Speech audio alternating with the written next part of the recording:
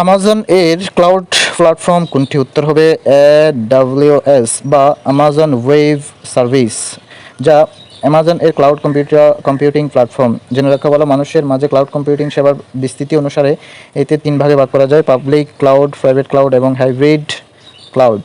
Azure হলো মাইক্রোসফটের cloud service. অপরদিকে ক্লাউডেরা হচ্ছে US based data management company. নিচের কোন সাইবার আক্রমণটি সংঘটিত হলে গ্রাহক নিজে কম্পিউটার সিস্টেম ব্যবহার করতে পারে না এবং কম্পিউটার সিস্টেমকে ব্যবহার উপযোগী করতে অর্থ দাবি করা হয়? উত্তর হবে গ বা রানসমওয়্যার। প্রশ্ন 15, রানসমওয়্যার এক ধরনের সাইবার আক্রমণ যা গ্রাহকের নিজ কম্পিউটার সিস্টেম ব্যবহার করতে বাধা দেয় এবং ব্যবহার উপযোগী করার জন্য অর্থ দাবি করে। গুরুত্বপূর্ণ কিছু সাইবার আক্রমণের মধ্যে রয়েছে স্প্যামিং, যেটি কোনো প্রতিষ্ঠান বা ব্যক্তির নির্দিষ্ট কোনো ইমেইল অ্যাড্রেসে শত শত মেইল প্রোগ্রামে প্রেরণের মাধ্যমে মেমোরি দখল করে। স্পফিং, এটি কোনো ব্যক্তি বা প্রতিষ্ঠান বা প্রোগ্রাম মিথ্যা বা ভুল তথ্য উপস্থাপনের মাধ্যমে নেটওয়ার্ককে বিভ্রান্ত করে। ফিশিং, এটি ইন্টারনেটের বিশ্বাসযোগ্য ছদ্মবেশ ধারণ করে ক্রেডিট ডেবিট কার্ডের নিয়ন্ত্রণ নেওয়ার প্রচেষ্টাকে ফিশিং বলা হয়। ম্যান ইন দ্য মিডল, ব্যবহারকারীর দুই পক্ষের মাঝে গোপনে আড়ি পাতার পদ্ধতি।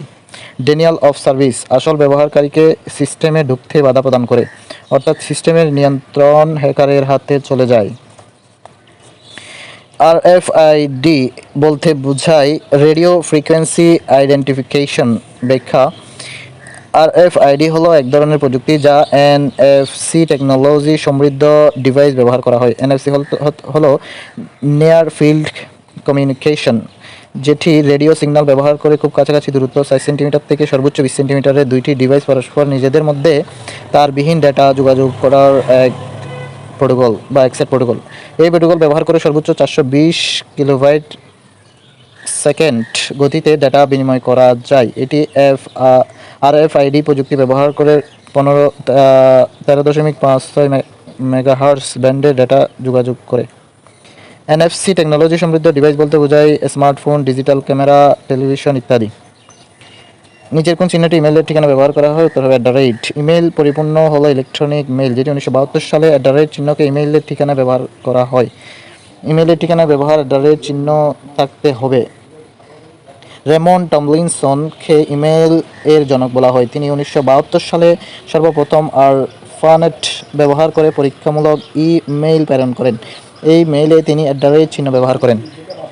নিচের কোনটি অ্যান্টিভাইরাস সফটওয়্যার নয়? উত্তর হবে ওরাকল। অ্যান্টিভাইরাস এক ধরনের প্রোগ্রাম যা ভাইরাস প্রোগ্রামকে চিহ্নিত করে কম্পিউটার সিস্টেমকে ভাইরাস প্রতিরোধী করে তোলে। কয়েকটি অ্যান্টিভাইরাস সফটওয়্যার হলো এভেস্ট, এভেইরা, Kaspersky, সিস্টেমটিক, northern, AVG, এমসিএফই, bit defender ইত্যাদি।